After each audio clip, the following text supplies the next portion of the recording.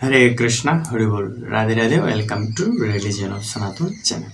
কথা হচ্ছে আজকে থেকে প্রতিদিন শ্রীমদ্ ভগবদ গীতার 5টা করে শ্লোক এবং অনুবাদ আমি আপলোড করব। তো আপনারা যদি এই ভিডিওটি প্রথম দেখে থাকেন তো অবশ্যই সাবস্ক্রাইব করবেন। জীবন চলার পথে 24টা ঘন্টার মধ্যে আপনি যদি আমার সাথে এই 1টা থেকে 1.5টা মাস সময় দেন, তাহলে আপনি শ্রীমদ্ ভগবদ গীতা শেষ করতে পারবেন। তো কথা হচ্ছে একটা ভিডিওতে আমি 5টা করে শ্লোক এবং অনুবাদ আপনাদের সাথে শেয়ার করব। তো আপনার যদি সময় থাকে অবশ্যই আমার পাশে থাকবেন। তো শুরু করা যাক। তো প্রথমেই আমি বলে নিই, শ্রীমদ্ ভগবদ গীতা হচ্ছে এই কলিযুগের পথ প্রদর্শক। তো এখন এই শ্রীমদ্ ভগবদ গীতায় মোট শ্লোক রয়েছে 700টি। তো প্রথমে আজকে আমরা যে বিষয়টি নিয়ে আলোচনা করব সেটা হচ্ছে যে প্রথম অধ্যায় থেকে শুরু করব। প্রথম অধ্যায় হচ্ছে বিষাদ যোগ। তো অবশ্যই মঙ্গলাচরণ আগে শুরু করে নিই। ওম অজ্ঞানতিমিরান্ধস্য জ্ঞানাঞ্জন শলাকয়া চক্ষুরুন্মিলিतं মিলিতম যেন তস্मै শ্রীগুরবে নমঃ। শ্রীচৈতন্যমনাভীষ্টং স্থাপিतं येन भूतले স্বয়ং রূপং কদা ময়ং দদাতি সপদান্তিকং। বন্দেऽহং শ্রীগুরু শ্রীযুতাপদকমलं শ্রীগুরুপবৈষ্ণবঞ্চ শ্রীরূপং সগরজাतं সগরগুণান্বিतं तं সজীবं সাদ্বৈतं সাবধূतं পরিজনসহিतं কৃষ্ণচৈতন্যদেবং শ্রীরাধাকৃষ্ণপদানুসবনলিতা শ্রীবিশাখানিतं চ। হে কৃষ্ণ করুণা সিন্ধু দীনবন্ধু জগৎপতে গোপীশ গোপিকাকান্ত রাধাকান্ত নমস্তুতে। তপ্ত কাঞ্চন গৌরাঙ্গী রাধে বৃন্দাবনেশ্বরী বৃষভানুসুতে দেবী প্রণমামি হরিপ্রিয়ে। পঞ্চাকল্পতরুবৎস কৃপা সিন্ধুভৈবচ পতিতানাং পাবনেভ্যো বৈষ্ণবেভ্যো নমো নমঃ। জয় শ্রী কৃষ্ণ চৈতন্য প্রভু নিত্যানন্দ শ্রী অদ্বৈত গদাধর শিবসদি গৌরভক্ত বৃন্দ। হরে কৃষ্ণ কৃষ্ণ কৃষ্ণ হরে হরে, হরে রাম রাম রাম হরে হরে। ওম নমঃ ভগবতে বাসুদেবায়, ওম নমঃ ভগবতে বাসুদেবায়, ওম নমঃ ভগবতে বাসুদেবায়। নারায়ণ নমস্কৃত্যং নরং চৈব নরোত্তমং দেবং সরস্বতী ব্যাসং ততো জয়তে। হরে কৃষ্ণ। তো কথা হচ্ছে শ্রীমদ্ ভগবদ গীতার প্রথম অধ্যায়ের প্রথম নাম্বার শ্লোক। সেটা হচ্ছে কি? সেটা হচ্ছে প্রথম অধ্যায় হচ্ছে বিষাদ যোগ। বিষাদ যোগের আমি জাস্ট যেটা বলছিলাম যে অনুবাদ, শ্লোক এবং অনুবাদ শেয়ার করব। বিষাদ যোগ প্রথম অধ্যায়। ধৃতরাষ্ট্র উবাচ ধর্মক্ষেত্রে কুরুক্ষেত্রে সমবেতা যুযুৎসব মামকাঃ পাণ্ডবা চ এব কিম অকুর্বত সঞ্জয়। অনুবাদ: ধৃতরাষ্ট্র বললেন, হে সঞ্জয়, ধর্মক্ষেত্রের কুরুক্ষেত্রে যুদ্ধ করার মানসে সমবেত হয়ে আমার পুত্রেরা এবং পাণ্ডুর পুত্রেরা কি করলো? অর্থাৎ এই কথাটা কে বলতেছে? ধৃতরাষ্ট্র বলতেছে। কাকে? সঞ্জয়কে বলতেছে। যে হচ্ছে এই যে ধর্মক্ষেত্রে যুদ্ধ করার মানুষের সমবেত হয়ে আমার পুত্রেরা এবং পাণ্ডুর পুত্রেরা, তার ভাই হচ্ছে পাণ্ডু ধৃতরাষ্ট্রের, তার পুত্রেরা মানে অর্জুনেরা কি করলো, এই বিষয়টা জানতে চাচ্ছে। কার কাছে? সঞ্জয়ের কাছে। কেন সঞ্জয়ের কাছে জানতে চাচ্ছে? কারণ সঞ্জয় দিব্য চক্ষু লাভ করেছে। কার কাছ থেকে? ব্যাসদেবের কাছ থেকে, যিনি জন্মান্ধ ধৃতরাষ্ট্র কিন্তু জন্ম থেকেই অন্ধ, তিনি কোনো কিছু দেখতে পান না। তিনি যাতে বাসায় বসে যুদ্ধক্ষেত্রে কি হচ্ছে সেই বিষয়গুলো জানতে পারে, তার জন্যই সঞ্জয়কে ব্যাসদেবকে দিব্যচক্ষু দান করে, যিনি বাসায় বসে সে যুদ্ধক্ষেত্রে কি হচ্ছে না সেই ঘটনাগুলো ধৃতরাষ্ট্রকে তিনি বলেন। তার জন্যই সঞ্জয়কে বলতেছে যে ওই যে ধর্মক্ষেত্রে যুদ্ধ করার মানুষে একত্রিত হয়ে আমার পুত্রেরা এবং পাণ্ডুর পুত্রেরা কি করলো। তখন সঞ্জয় কি বলল? সঞ্জয় উবাচ, সঞ্জয় উবাচ দৃষ্টবা তু পাণ্ডবানিকম বুঢ়ম দুর্যোধন তথা আচার্যম উপসঙ্গম রাজা বচনম অব্রবীত।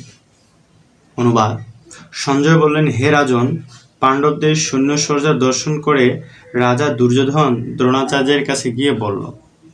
অর্থাৎ তখন সঞ্জয় বলতেছে যে এই যে সৈন্যসজ্জা, পাণ্ডবদের যে সৈন্যসজ্জা দর্শন করে ধৃতরাষ্ট্রের যে পুত্র দুর্যোধন, তিনি প্রথমে কার কাছে গেল? দ্রোণাচার্যের কাছে গেল, কারণ তিনি হচ্ছেন সেনাপতি দুর্যোধনের পক্ষে। তারপরে শ্লোক 3 নম্বর শ্লোক, পশ্য এতাম পাণ্ডুপুত্রাণাম মহিতম চমুম বুঢ়াম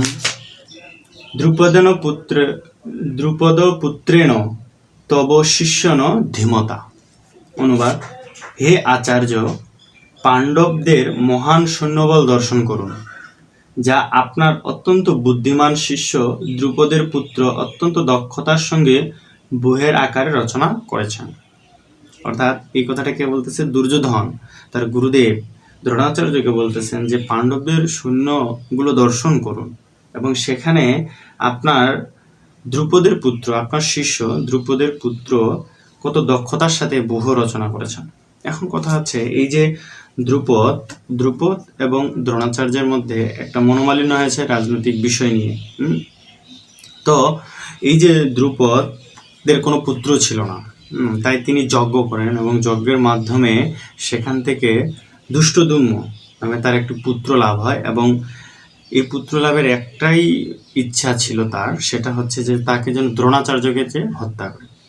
কিন্তু দ্রোণাচার্য এই বিষয়টা জানতো, কিন্তু তারপরেও যখন দ্রুপদ তার সন্তানকে দ্রোণাচার্যের কাছে শিক্ষার জন্য প্রেরণ করেছিল, তখন দ্রোণাচার্য কিন্তু কার্পণ্যতা করেনি, অর্থাৎ তাকে সব ধরনের যুদ্ধের কলা কৌশল সব কিছু পুঙ্খানুপুঙ্খভাবে শিখিয়েছে। তিনি কিন্তু জানতো যে তিনি আমাকে হত্যা করার জন্যই বা দুষ্টদুম্ন হত্যা করার জন্যই এই পৃথিবীতে আসে, কাকে? আমাকে।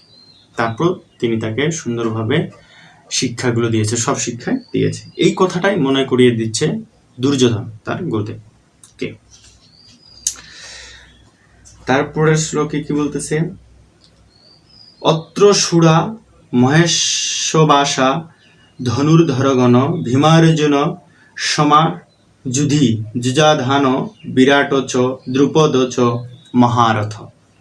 এই সমস্ত সেনাদের মধ্যে ভীম ও অর্জুনের সমকক্ষ অনেক বীর ধনুর্ধারী রয়েছে এবং যুযুধান, বিরাট ও দ্রুপদের মতো মহাযোদ্ধারা রয়েছেন।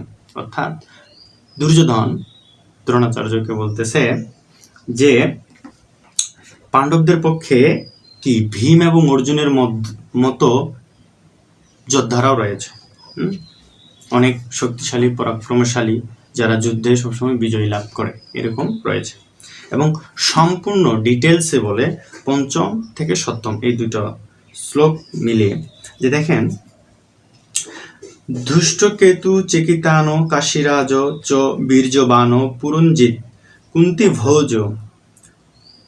কুন্তিভোজ চ শিষ্যব চ নরপুঙ্গব যুধামন্যু চ বিক্রান্ত উত্তমৌজা চ বীর্যবান সৌভদ্র দ্রৌপদেয়া চ সর্বে এব মহারথা অস্মাকর্ম তু বিশিষ্টা যে তান নির্বোধ দ্বিজোত্তম নায়কা মম সৈন্যস্য সংগার্থম তান বব্রিমি তে।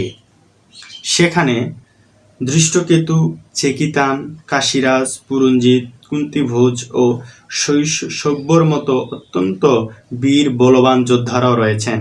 সেখানে রয়েছেন অত্যন্ত বলবান যুধামন্যু, প্রবল পরিক্রমাশালী উত্তমৌজা, সুভদ্রার পুত্র এবং দ্রৌপদীর পুত্রগণ।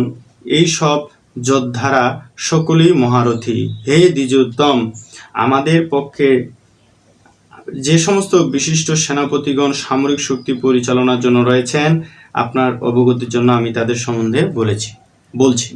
আচ্ছা, এখন এই যে দুর্যোধন দ্রোণাচার্যকে বলতেছে এরা হচ্ছে পাণ্ডব পক্ষ, অর্থাৎ অর্জুনদের পক্ষে এরা রয়েছে।